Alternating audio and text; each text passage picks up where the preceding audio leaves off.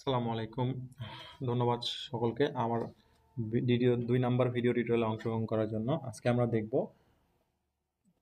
যে আমাদের যে জিআইএস ডাটাগুলো আছে আমাদের, যে প্রতিদিন আমরা ফিল্ড পর্যায় থেকে যে ডাটাগুলো কালেকশন করে থাকি, সেই কালেকশন আমরা কিভাবে ট্র্যাকিং রাখতে পারি। যে কবে প্রতিদিন আমরা কত পরিমাণ ডাটা ফিল্ড থেকে নিয়ে আসতেছি সেটার ট্র্যাক রাখবো আমরা।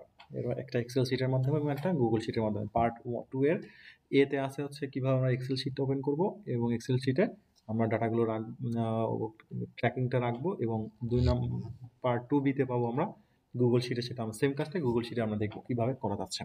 তো আমরা প্রথমে এই কাজের জন্য একটা এক্সেল শিট ওপেন করব। এক্সেল শিট ওপেন করতে হয় কিভাবে, জাস্ট আমরা একটু দেখে নিই।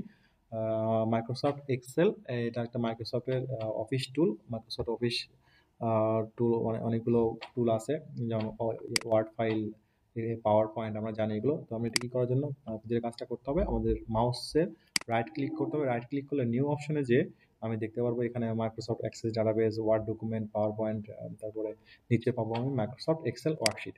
তো এই এক্সেল ওয়ার্কশিটের দুইটা এখানে আমি দেখতে পাচ্ছি নিউ মাইক্রোসফট এক্সেল ওয়ার্কশিট, আমি এটা ওপেন তৈরি হয়েছে। তো এটাকে আমি নামকরণ করব ডাটা ট্র্যাকিং। ডেটা ট্র্যাকিং নামকরণ করলাম। এবং এখানে আমরা একটা জিনিস দেখতে পাবেন, সেটা হচ্ছে এক্সএলএস এক্স আছে এখানে। অনেক সময় দেখতে পাবেন এটা এক্সএলএস এক্স নিয়ে থেকে শুধুমাত্র এক্সএলএস এস থাকতে পারে। এটা ডিপেন্ড করবে মাইক্রোসফট অফিসের ভার্সনের উপর। তো আমার যেহেতু এটা হায়ার ভার্সন, এই কারণে এটা এক্সএলএস এক্স আছে। তো এটা নিয়ে কোনো সমস্যা হবে না আশা করতেছি। এরপরে আমরা এটাকে ওপেন করবো। দুইবার ডাবল ক্লিক করলে, আমরা দুইবার রাইট ক্লিক করছি। রাইট ক্লিক করার পরে আমার এই এক্সেল শিটটা ওপেন হয়েছে, এবং এই এক্সেল শিটে কয়টা ফিল্ড থাকবে, 6টা ফিল্ড রাখবো আমরা। 6টা ফিল্ডে এবং এটার নাম থাকবে। এই 6টা ফিল্ড হচ্ছে এফ পর্যন্ত, এবং এই এ থেকে এফ পর্যন্ত আমি এটাকে মার্চ করে দিব।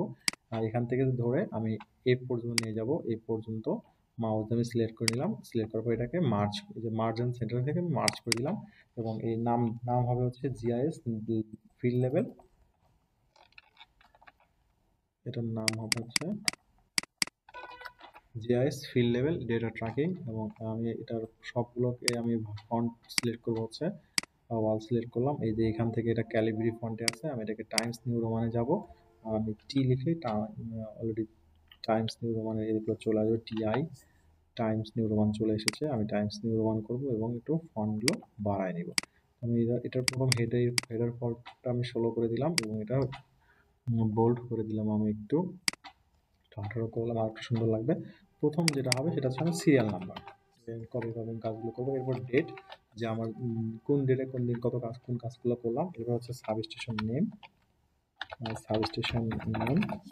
এরপরে হচ্ছে আমার সাবস্টেশনের যে ফিডারের কাজ করেছি সেই ফিডারের নেম। এরপরে যেটা হবে সেটা হচ্ছে আমাদের ওই ফিডারে কতগুলো পোলের কাজ করেছি আমি, টোটাল পোল।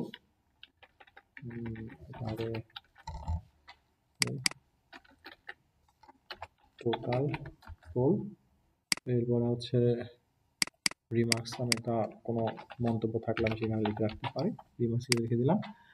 আমার সিরিয়াল নাম্বার হবে 1, 2, এভাবে আমি 10টা সিরিয়াল বানিয়ে নিই। 10টা পর্যন্ত বানিয়ে নিলাম। এরপর ডেট, আমি ডেট লিখব, ধরুন আমি নভেম্বর মাসের 1 তারিখে কাজ করতেছি। তো আমি এখানে লিখব 01/11/2024। আমি এটা কিবোর্ড থেকে ইনপুট দিয়েছি। কিবোর্ড থেকে ইনপুট দেওয়া মাত্র এটা ডেট ফিল্ড হিসেবে নিয়ে নিয়েছি। দেখেন এই যে এখানে একটা ডেট ফিল্ড দেখাচ্ছে, এটা ডেট। নম্বর এবং সাবস্টেশন আমি ধরে নিলাম আমি এদিন উল্লাপাড়া 1 সাবস্টেশন, উল্লাপাড়া 1 সাবস্টেশনে কাজ করেছি, এবং ফিডার ছিল হচ্ছে 1A। এবং ওই দিন আমি টোটাল 50টা পোলের কাজ করেছি। এরপরে আমি 2 তারিখে লিখে দিলাম 2/11/2024। 2/11/2024। এবারে এদিন আমি হচ্ছে উল্লাপাড়া, সাপোজ আমি উল্লাপাড়া 2 ফিডারে কাজ করেছি, এবং উল্লাপাড়া 2 আমাদের নাই, আমি উল্লাপাড়া 3 এবং এটা হচ্ছে 2B ফিডারে কাজ করেছি। সাপোজ ওই দিন আমি 45টা করে কাজ করেছি। সেম এটাকে হচ্ছে টেবিলের ফরম্যাট দিয়ে আমি সব সিলেক্ট করে নিলাম টেবিল ফরম্যাট হিসাবে। আচ্ছা, এই যে 10টা নিলাম, নেওয়ার পরে এটাকে আমি সব বর্ডার দিয়ে দিলাম। এরপর এটা মিডল অ্যালাইন করে দিলাম আমি। একটু লেখাগুলো যার যতটুকু জায়গা দরকার ততটুকু হয়ে গেল। ওকে, উপরে হেডলাইনটাকে আমি একটু বড় করে দিলাম। ওকে, উল্লাপাড়া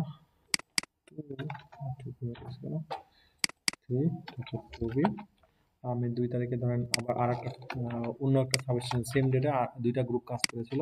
তো আমি ওই দিন হচ্ছে উল্লাপাড়া 3-এর কাজটা করেছি। সেটা আমি দিলাম হচ্ছে অন্য ফিডার 3C ফিডার আমি কাজ করেছি সাপোজ। এখানে হচ্ছে 48টা করে কাজ হয়েছে। So এইভাবে আমরা আর একটা করতে পারি। 3 তারিখে আমি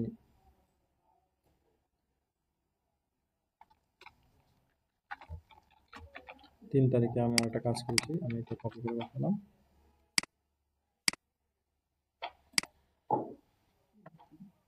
3 তারিখে উল্লাপাড়াতে 35টা করে কাজ হচ্ছে। এইভাবে আমি ট্র্যাকিং গুলো রাখতে পারবো।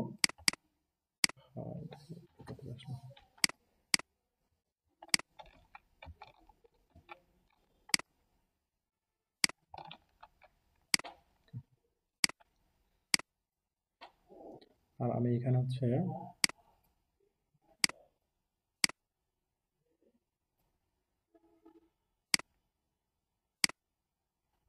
মার্চ করে এটা টোটাল পোলের কতগুলো কাজ হচ্ছে আমি এখান থেকে সাম আপ করবো। সাম দেওয়ার জন্য ইকুয়াল সাইন দিব। ইকুয়াল লিখার পরে SUM লিখলে আমার সাম চলে আসছে। এবং এই সামটা হবে হচ্ছে আমার এই থেকে এই পর্যন্ত।